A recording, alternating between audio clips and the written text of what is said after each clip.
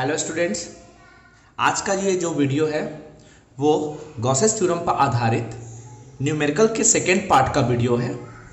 इस वीडियो के माध्यम से हम लोग एप्लीकेशन ऑफ गॉस थ्योरम से रिलेटेड कुछ कॉन्सेप्चुअल न्यूमेरिकल को सॉल्व करना सीखेंगे।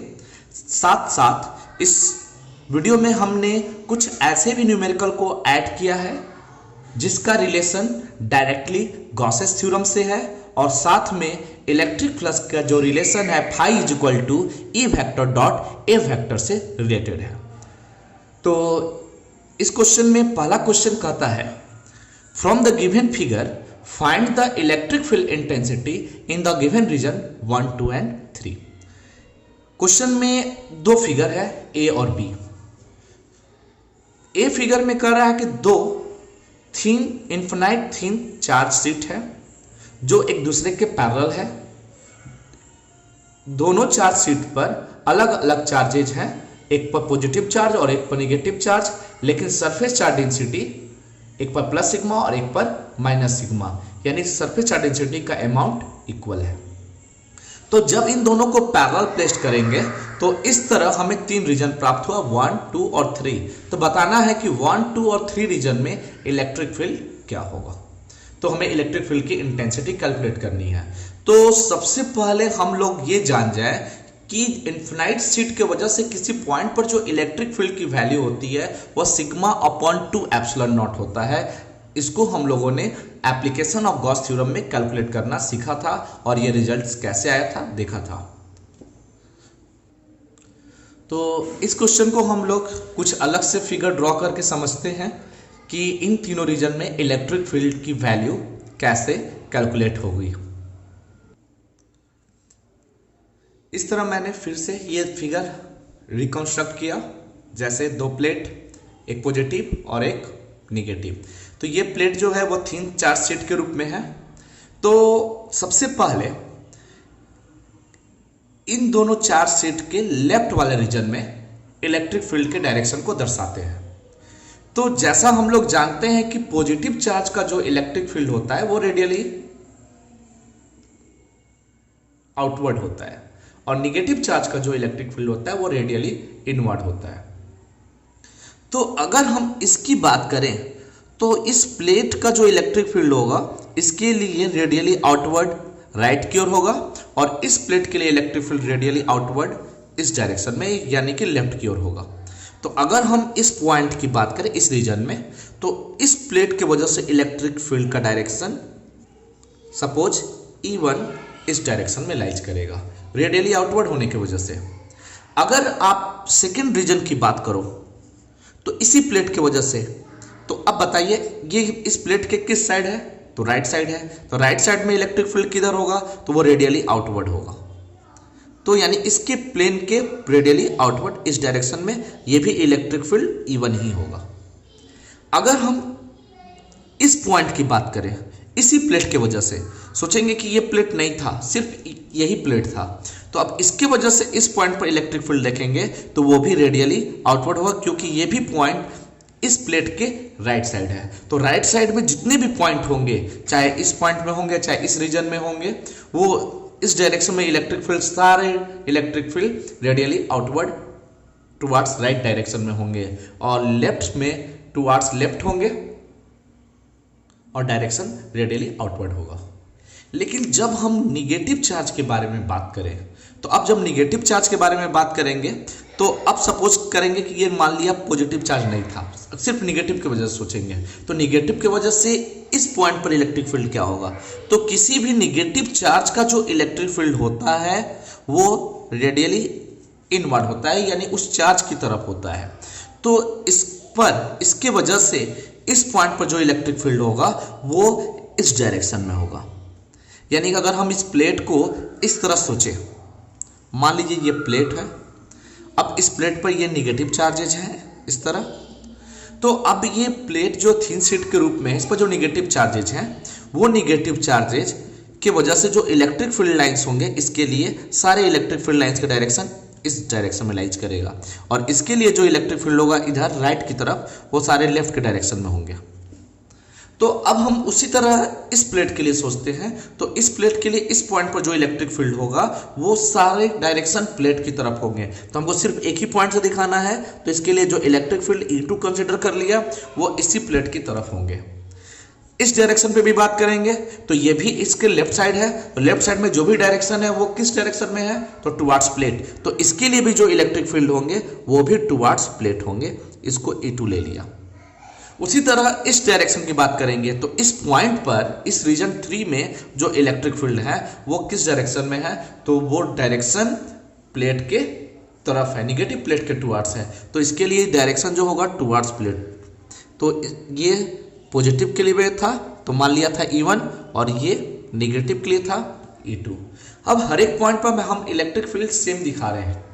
दिखाने का रीजन ये है, इन्फिनाइट सीट की वजह से जो इलेक्ट्रिक फील्ड होता है वो सिग्मा बाई 2 एप्सिलॉन नॉट होता है। तो अब सिग्मा बाई 2 एप्सिलॉन नॉट है तो इसमें डिस्टेंस से कोई रिलेशन नहीं है।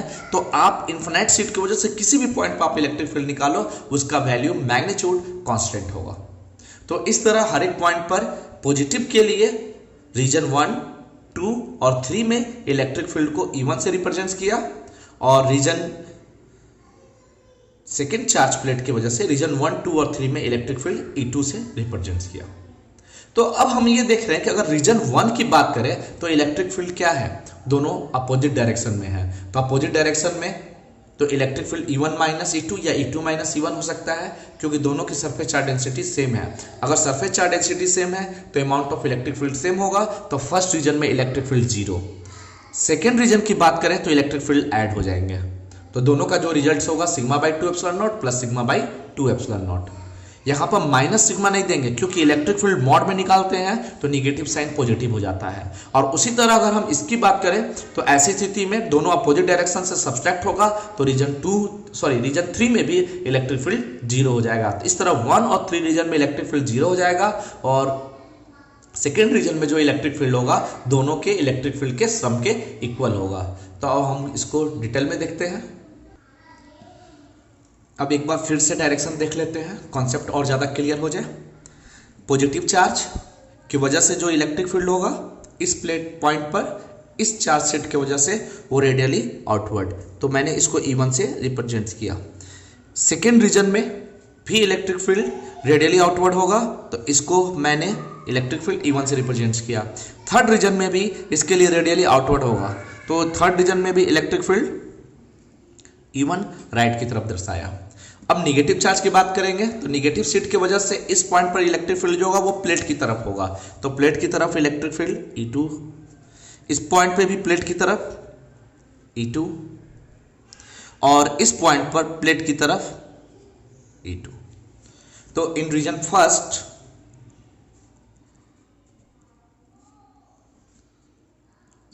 अगर हम बात करें E इज इक्वल टू तो E1 माइनस E2। तो इन्फिनाइट सीट की वजह से सिग्मा बाई 2 एप्सिलॉन नॉट, तो इस पर भी सिग्मा है अपॉन 2 एप्सिलॉन नॉट और दूसरा sigma upon 2 epsilon naught. Negative sign से कंफ्यूज ना होइएगा। निगेटिव साइन इसलिए है क्योंकि ये नेचर को शो कर रहा है। तो माइनस सरफेस चार्ज डेंसिटी है, लेकिन अगर हम इलेक्ट्रिक फील्ड निकालेंगे तो ये सारे रिजल्ट मॉड के रूप में है। तो जब मॉड के रूप में दिखाएंगे तो निगेटिव पॉजिटिव हो जाता है। तो ये निगेटिव पॉजिटिव हो गया तो इसके वजह से यहाँ सब्सट्रैक्शन यूज होगा और रिजल्ट्स 0 हो गया सेम मैग्नीट्यूड होने की वजह से। रीजन सेकंड की बात करें तो इलेक्ट्रिक फील्ड जो है सेम डायरेक्शन में है, E1 E2 ऐड हो जाएगा तो E1 plus E2 it becomes sigma by 2 epsilon not plus sigma by 2 epsilon not results 2 sigma by 2 epsilon naught. तो रिजल्ट्स हो गया सिग्मा बाई एप्सिलॉन नॉट। अगर हम थर्ड रीजन की बात करें तो इलेक्ट्रिक फील्ड दोनों फिर से अपोजिट डायरेक्शन में है थर्ड रीजन में, तो सब्सट्रैक्ट हो जाएगा E1 माइनस E2 या E2 माइनस E1। तो ऐसी स्थिति में sigma by 2 epsilon not minus sigma by 2 epsilon not results 0। तो इस तरह हमने फर्स्ट क्वेश्चन में रीजन 1, 2 और 3 में amount of electric field intensity प्राप्त किया। अब हम लोग सेकेंड क्वेश्चन को देखते हैं। इसी क्वेश्चन का जो सेकेंड पार्ट है उसमें दो फिर से इन्फिनाइट सीट चार्ज है जिस पर पॉजिटिव चार्ज दिया हुआ है लेकिन चार्ज का अमाउंट अलग अलग है। यानी कि एक पर सरफेस चार्ज डेंसिटी जो है प्लस सिग्मा 1 और दूसरे पर प्लस सिग्मा 2, जिसमें कंडीशन दिया हुआ है कि sigma 1 is greater than sigma 2, यानी कि इस पर सरफेस चार्ज डेंसिटी जो है इसकी अपेक्षा ज्यादा है।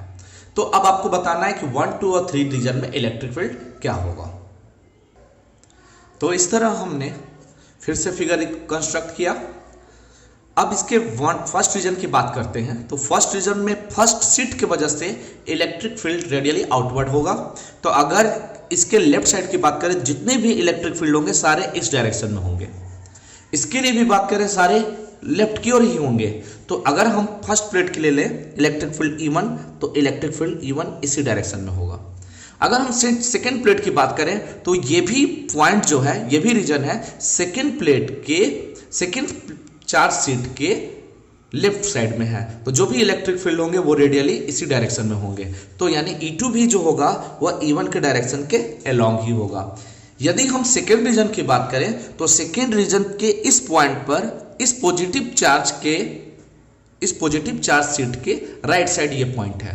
अब राइट साइड है तो रेडियली आउटवर्ड होगा, वो भी राइट की डायरेक्शन में। तो इस चार्ज सीट की वजह से जो इलेक्ट्रिक फील्ड होगा वो आउटवर्ड होगा E1 फर्स्ट प्लेट के लिए।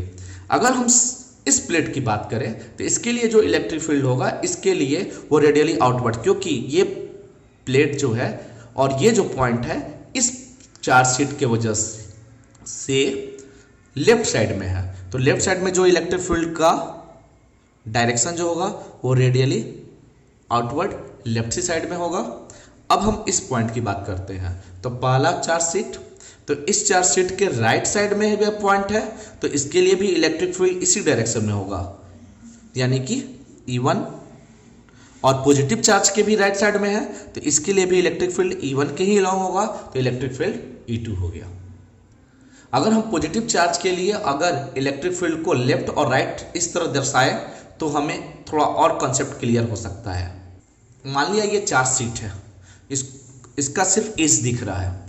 अगर हम इस चार्ज सीट के राइट साइड देखें तो इलेक्ट्रिक फील्ड क्या होंगे, रेडियली आउटवर्ड। किसी भी पॉइंट पर लोगे रेडियली आउटवर्ड होगा। लेकिन जब हम इसके लेफ्ट साइड की बात करें तो इधर भी वही होगा। तो इसी के कॉन्सेप्ट से हम लोगों ने इस पॉइंट पर 1 रीजन, सेकेंड रीजन और थर्ड रीजन में इलेक्ट्रिक फील्ड दर्शा दिया है। अब हम लोग कैलकुलेट करते हैं कि इलेक्ट्रिक फील्ड इंटेंसिटी का वैल्यू क्या होता है। तो इन रीजन फर्स्ट दोनों इलेक्ट्रिक फील्ड सेम डायरेक्शन में है, तो E is equal to E1 plus E2। अब देखिए E1 पर सरफेस चार्ज डेंसिटी सिग्मा 1 है और इसका जो फॉर्मूला होता है सिग्मा बाई 2 एप्सिलॉन नॉट। तो E1 के वजह से सिग्मा 1 और नेक्स्ट पर सिग्मा 2 अपॉन 2 एप्सिलॉन नॉट। इस तरह 1 बाई 2 एप्सिलॉन नॉट कॉमन निकालेंगे तो सिग्मा 1 प्लस सिग्मा 2 रिजल्ट बचेगा। अगर रीजन 2 की बात करें तो देखिए इलेक्ट्रिक फील्ड एक दूसरे के डायरेक्शन का अपोजिट है। तो अब दोनों का मैग्नीट्यूड सेम नहीं है तो बड़े वाले वैल्यू से छोटे वाले वैल्यू को सब्सट्रैक्ट करेंगे। तो बड़ा वाला वैल्यू पॉजिटिव चार्ज, यानी यहाँ गिवन था condition sigma 1 greater than sigma 2, तो ऐसी स्थिति में E1 ग्रेटर देन E2 हो जाएगा। तो E इज इक्वल टू इस रीजन में जो प्राप्त होगा वो हो जाएगा E1 minus E2, opposite direction की वजह से सब्सट्रैक्ट हो गया। तो जो रिजल्ट्स बचा sigma 1 by 2 epsilon not minus sigma 2 by 2 epsilon not common निकालेंगे तो रिजल्ट बचेगा सिग्मा 1 माइनस सिग्मा 2। उसी तरह अगर हम थर्ड रीजन की बात करें, इन रीजन थर्ड, तो जो इलेक्ट्रिक फील्ड होगा वो फर्स्ट रीजन की तरह ऐड हो जाएगा सेम डायरेक्शन में होने की वजह से। ये दोनों सेम डायरेक्शन में है, ऐड हो गया तो रिजल्ट्स बच गया sigma 1 by 2 epsilon not plus sigma 1 by 2 epsilon naught. तो रिजल्ट सेम आएगा 1 by 2 epsilon not sigma 1 plus sigma 2। तो ये सॉल्यूशन रहा इन तीनों रीजन में इलेक्ट्रिक फील्ड इंटेंसिटी के लिए for the given infinite charge set. Second question देखते हैं। इस क्वेश्चन में एक large plane sheet of charge है जिसका सरफेस चार्ज डेंसिटी 5 × 10⁻⁻⁶ कूलम पर मीटर स्क्वायर है। लाइज कर रहा है XY प्लेन में। Find the electric flux through a circular area of radius 0.1 meter if the normal to the circular area makes an angle of 60 degree with z axis। तो कहने का मतलब ये है कि जो लार्ज इन्फिनाइट चार्ज शीट है जिसकी सरफेस चार्ज डेंसिटी दी हुई है सिग्मा की वैल्यू वह एक्स वाई प्लेन पे है। तो इसको पहले फिगर के आधार पर देखते हैं। मान लिया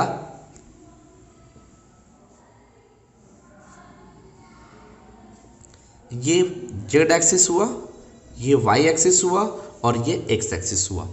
जो इन्फिनाइट शीट ऑफ चार्ज है वह एक्स वाई प्लेन में प्लेस्ड है। तो इस तरह हमने एक शीट रख दिया एक्स वाई प्लेन में। सपोज किया पॉजिटिव चार्ज है, सरफेस चार्ज डेंसिटी जिसकी वैल्यू 5 × 10⁻⁻⁶ कूलम पर मीटर स्क्वायर दिया हुआ है। अब कह रहा है find the electric flux through a circular area of radius 0.1 metre, यानी कि एक सर्कुलर रीजन है। मान लीजिए ये सर्कुलर रीजन है, इस तरह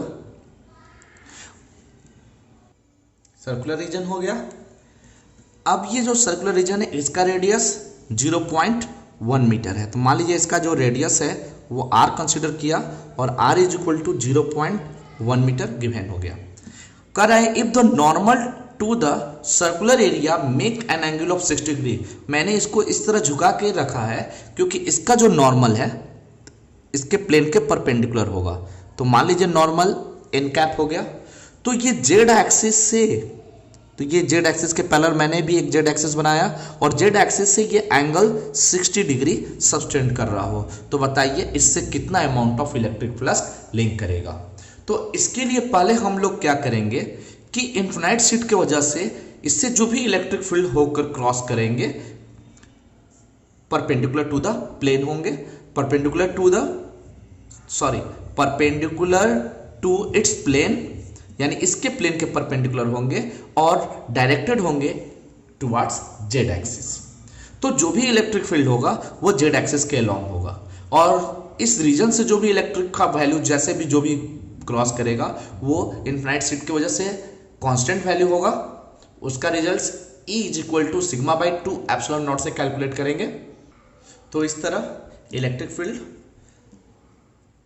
इस प्लेट के नियर जो होगा σ/2 एप्सिलॉन नॉट होगा। अब हम अमाउंट ऑफ इलेक्ट्रिक फ्लक्स निकालते हैं। तो ये डायरेक्शन हमारा इलेक्ट्रिक फील्ड का है। तो अब इलेक्ट्रिक फ्लक्स जो होता है φ is equal to E vector dot A vector. तो इस तरह electric flux E vector dot A vector, दोनों के बीच का एंगल 60 डिग्री है। तो इस तरह हम लोग लिख सकते हैं E vector mod A vector mod into cos 60 degree. E का magnitude σ/2 epsilon naught, area πr² और cos 60 डिग्री 1/2।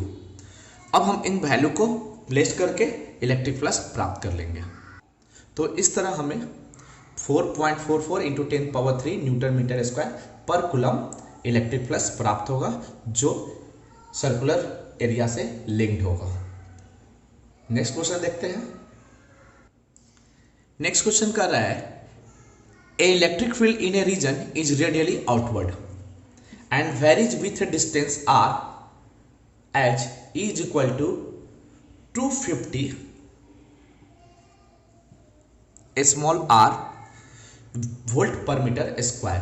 यानी जो इलेक्ट्रिक फील्ड है वह 250 इंटू r यानी रेडियस पर डिपेंड कर रहा है।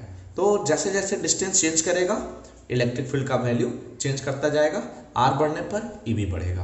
तो कह रहा है calculate the charge contain in a sphere of radius 0.2 metre centred at origin. तो इस क्वेश्चन में चार्ज जो है वो सेंटर पर रखा हुआ है स्फीयर के। तो इलेक्ट्रिक फील्ड रेडियली आउटवर्ड होगा।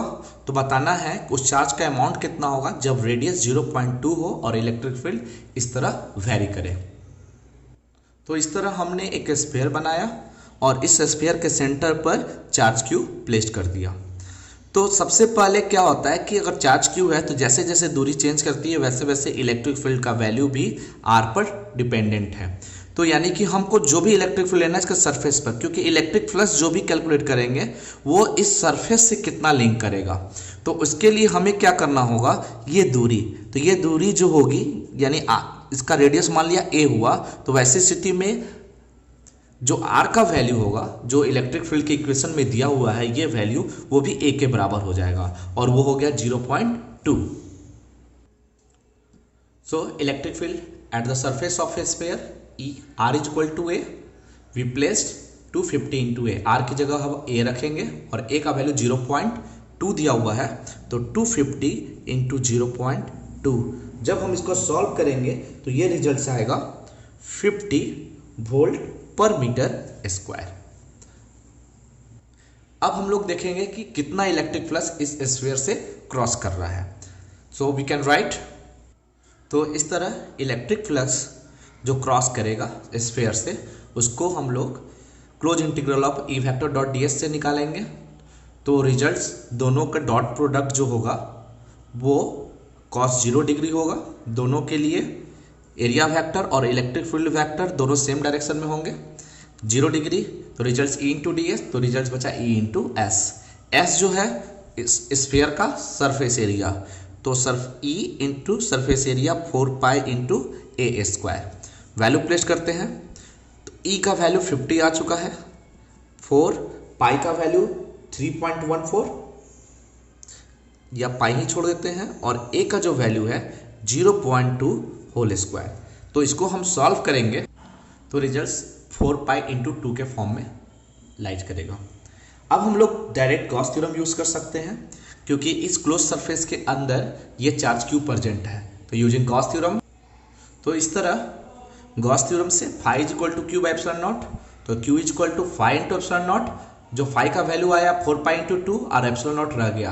अब एप्सिलॉन नॉट को 4 पाई के साथ कर देंगे तो ये वैल्यू हो जाएगा 1 बाई 9 इंटू 10 पावर 9, तो 9 इंटू 10 पावर 9 और रिजल्ट्स हो गया ऊपर में 2। जब 2 बाई 9 सॉल्व करेंगे इस रिजल्ट्स को तो रिजल्ट्स आएगा 2.22 into 10 to the power -10 coulomb of charge, जो इस ऑरिजिन पर प्रेजेंट होगा। तो ये हमारा रिक्वायर्ड सॉल्यूशन हो गया।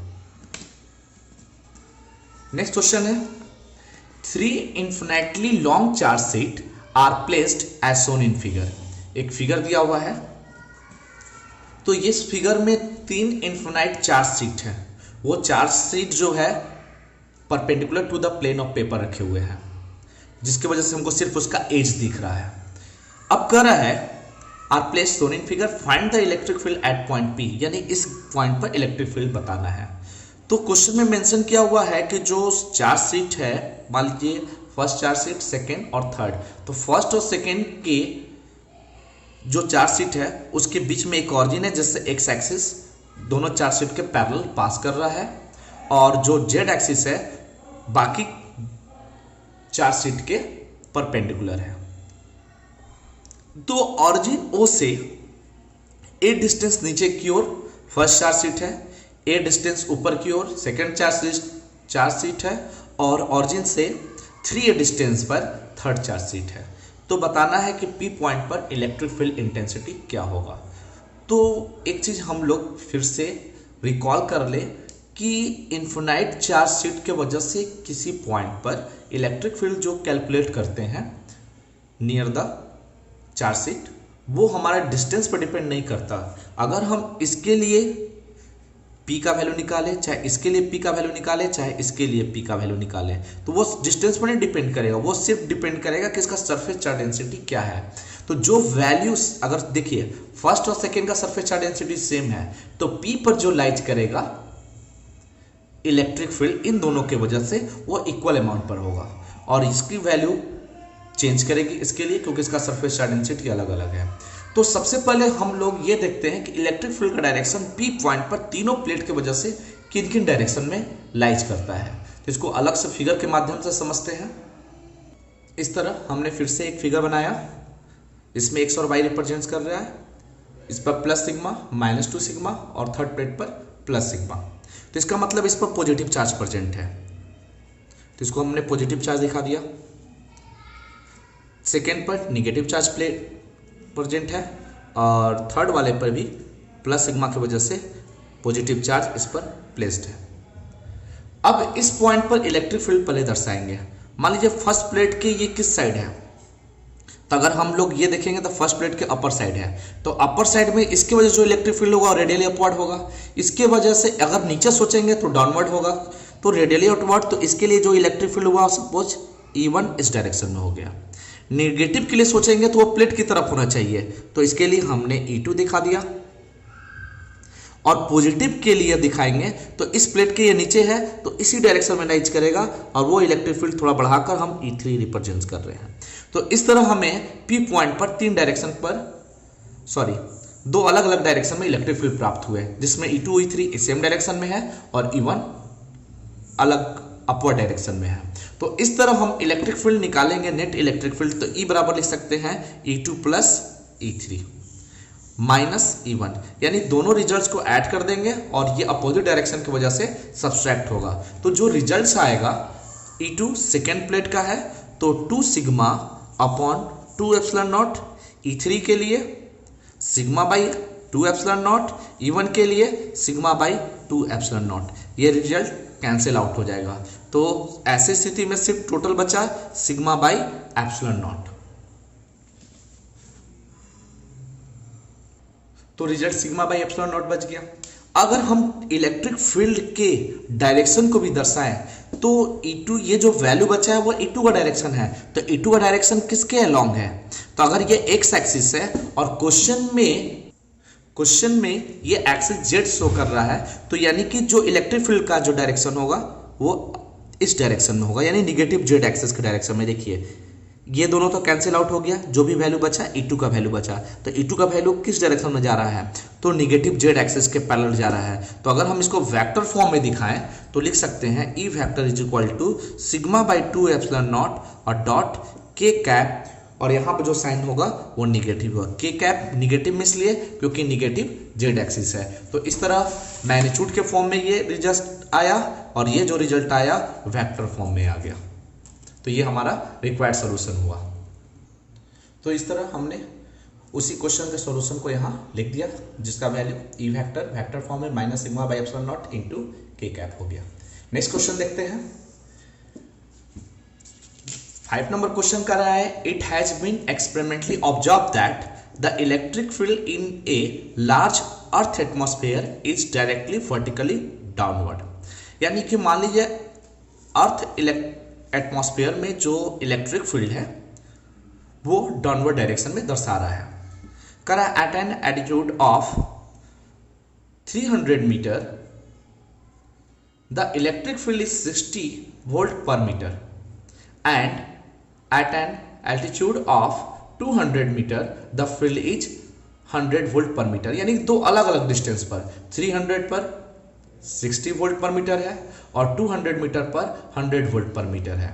तो कैलकुलेट करना है net amount of charge contained in a cube of each side 100 meter located between 100 and 200 metre altitude. तो यानी कि इन दोनों डिस्टेंस, जो भी डिस्टेंस दिया है, इन दोनों के बीच में एक हमने क्यूब को रखा, तो उस क्यूब से क्यूब में कितना इलेक्ट्रिक फ्लक्स लिंक करेगा और उस इलेक्ट्रिक फ्लक्स के आधार पर गॉस थ्योरम यूज करके हम अमाउंट ऑफ चार्ज कैलकुलेट कर लेंगे। तो सबसे पहले फिगर को 100 मीटर और 300 मीटर के बीच में उस क्यूब को दर्शाएंगे। तो हमने एक क्यूब बनाया, तो क्यूब का साइड 100 मीटर दिया हुआ था। क्वेश्चन के आधार पर ये क्वेश्चन में जो साइड था 200 और 3 मीटर के बीच में निकालना है, 100 नहीं था, इसको मैंने फिर से इसको सुधार दिया। तो एक अर्थ सरफेस कंसिडर कर लिया और इस तरह हमारा एक क्यूब है। अर्थ सरफेस से 200 के मीटर पर ऊंचाई पर ये बॉटम फेस है और 100 मीटर ऊपर जाएंगे तो ये हो गया इसका टॉप फेस जो 300 मीटर की ऊंचाई पर है। तो अब यहाँ और इन दोनों फेस पर जो इलेक्ट्रिक फील्ड है वो अलग अलग अमाउंट पर है। क्वेश्चन में इलेक्ट्रिक फील्ड डाउनवर्ड डायरेक्शन में है, तो मैंने इलेक्ट्रिक फील्ड इस पर E1 कंसिडर कर रखा है और इस पर भी E2, और वो डाउनवर्ड डायरेक्शन में होने की वजह से दोनों का डायरेक्शन मैंने नीचे शो कर दिया। अब एरिया वेक्टर जो होगा इसका रेडियली अपवर्ड और इसका रेडियली डाउनवर्ड होगा। तो इस तरह हमें एरिया वेक्टर और एरिया A2 वेक्टर और A1 वेक्टर को perpendicular to the plane radially outward direction में दिखा दिया। प्लेन के परपेंडिकुलर। एरिया वेक्टर सरफेस के इनवर्ड नहीं लेंगे, जब भी लेंगे आउटवर्ड लेंगे। तो इन दोनों के बीच में एंगल 180 डिग्री हो रहा है और इन दोनों के बीच में एंगल 0 डिग्री हो रहा है। तो ऐसी स्थिति में जो इलेक्ट्रिक फ्लक्स होगा, तो इस तरह हमने इलेक्ट्रिक फ्लक्स को φ1 प्लस से φ2 ले लिया इस प्लेन के लिए, इन दोनों प्लेन के लिए, क्योंकि इसके पहले वाले क्वेश्चन में हम लोगों ने पढ़ रखा है कि जब इन जो भी फेसेस होंगे, टॉप फेस और बॉटम फेस को जो छोड़कर जो भी साइड वाले फेसेस होंगे, उसके वजह से फ्लक्स 0 होगा। कारण क्या है? एरिया वेक्टर सरफेस के परपेंडिकुलर, एरिया वेक्टर सबके सरफेस के परपेंडिकुलर होगा, जिससे E1 या E2 के लिए जो भी इलेक्ट्रिक फील्ड होगा वो हमारा इलेक्ट्रिक फील्ड 90 डिग्री बनाएगा एरिया वेक्टर से। तो ये जो लेफ्ट साइड फेस है, फ्रंट फेस है, राइट फेस और बैक फेस, इससे लिंक हो रहा है इलेक्ट्रिक फ्लक्स 0 होगा। तो सिर्फ टॉप और बॉटम वाले फेस से इलेक्ट्रिक फ्लक्स लिंक करेंगे और उसका जो अमाउंट होगा फर्स्ट वाले फेस से, यानी टॉप फेस से φ1 माना और बॉटम फेस से φ2, तो दोनों को ऐड कर दिए क्योंकि ये एक स्केलर क्वांटिटी है और स्केलर क्वांटिटी वाले रिजल्ट ऐड होते हैं। तो वेक्टर फॉर्म में E1 vector dot A1 vector और दूसरे के लिए E2 vector dot A2 vector. तो हम लिख सकते हैं इन दोनों का एंगल क्या है? 180। तो ये रिजल्ट आएगा E1 A1 cos 180 और इसका रिजल्ट आएगा E2 A2 cos 0 डिग्री।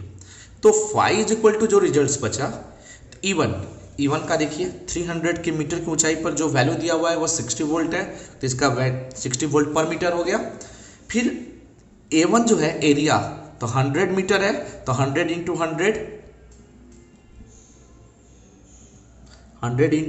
100 ये एरिया हो गया साइड स्क्वायर से, 100 इंटू 100 cos 180 डिग्री -1। E2 का जो वैल्यू निकालेंगे वह E2 जो दिया हुआ है वह 100 वोल्ट पर मीटर है, 200 मीटर की ऊंचाई पर अर्थ सरफेस से। तो वो रिजल्ट्स हो गया आपको 100 और इंटू A2 का वैल्यू हो गया 100 का होल स्क्वायर cos 0 1 हो गया। जब हम इसको सॉल्व करेंगे तो phi इज इक्वल टू जो रिजल्ट्स आएगा 6 1 2 3 4 5 6 into 10 power 5 negative value plus ये जो वैल्यू होगा 4 2 जा 6 1 इंटू 10 पावर 6। ये हो गया आपको यूनिट लिख सकते हैं न्यूटन मीटर स्क्वायर पर कूलम। जब हम इसको सॉल्व करेंगे तो जो फ्लक्स phi आएगा, तो ऐसी स्थिति में flux phi is equal to 4 into 10 power 5 newton metre square पर कूलम हो गया।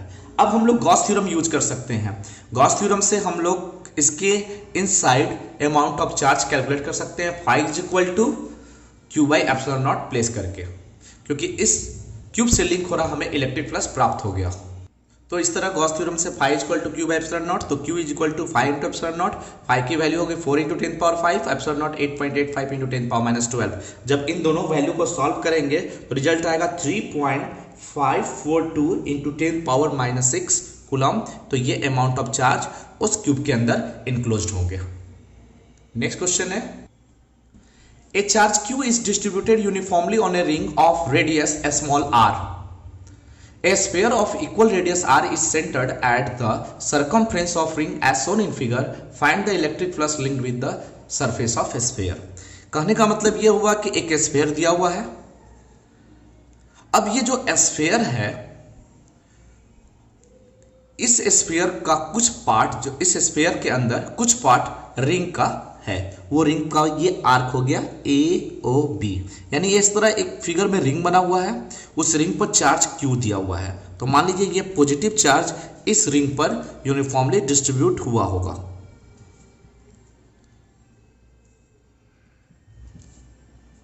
तो ये जो चार्ज है वो रिंग पर प्रेजेंट है, रिंग का कुछ पार्ट स्फीयर के इनसाइड है, वो आर्क AOB के रूप में।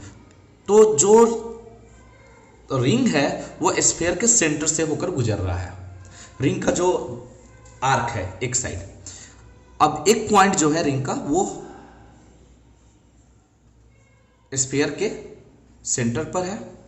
तो इस तरह हम लोग ये देखेंगे हमें क्या प्राप्त करना है, पहले वो देख लें। Find the electric flux link with the surface of sphere, यानी इस स्फीयर से कितना इलेक्ट्रिक फ्लक्स लिंक करेगा। तो इस स्फीयर के अंदर कितने चार्ज है पहले वो कैलकुलेट कर लें।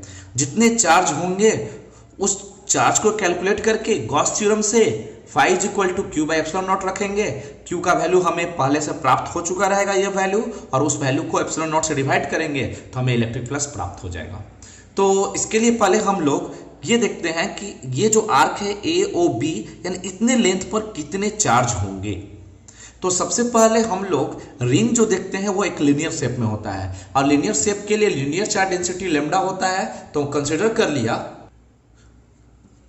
लिया lambda be the linear charge density of ring. तो lambda is equal to charge per unit length circumference of ring होगा, रेडियस आर से 2 पाई आर हो गया। तो जो अमाउंट ऑफ चार्ज होगा q lambda into 2 pi r के बराबर होगा। तो सबसे पहले हम लोग इतने लेंथ को प्राप्त कर लेते हैं। तो इस लेंथ को प्राप्त करने के लिए, हालांकि दोनों का रेडियस सेम है, तो ये भी दूरी r हो जाएगी और ये भी दूरी r हो जाएगी, यानी रेडियस जो है OA और OB RR हो जाएगा। तो इस तरह ये दोनों साइड इक्वल हो गया। जब हम इसको ज्वाइन करेंगे इस साइड को, इसको और इसको, तो इस तरह हम ये देखेंगे इनके बीच का जो एंगल होगा 60 डिग्री होगा।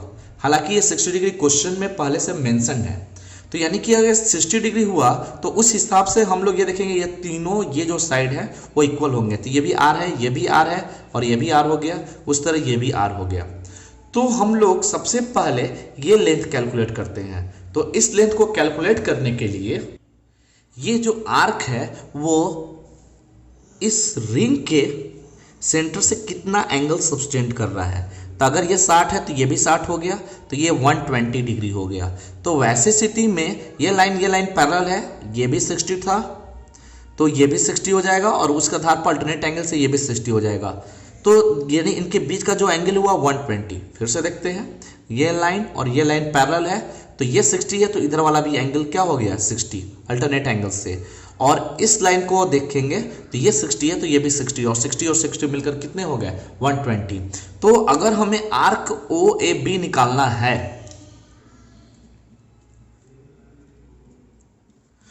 तो आर्क निकालने के लिए हम लोग एक फॉर्मूला यूज करेंगे, theta upon 360 into 2 pi are.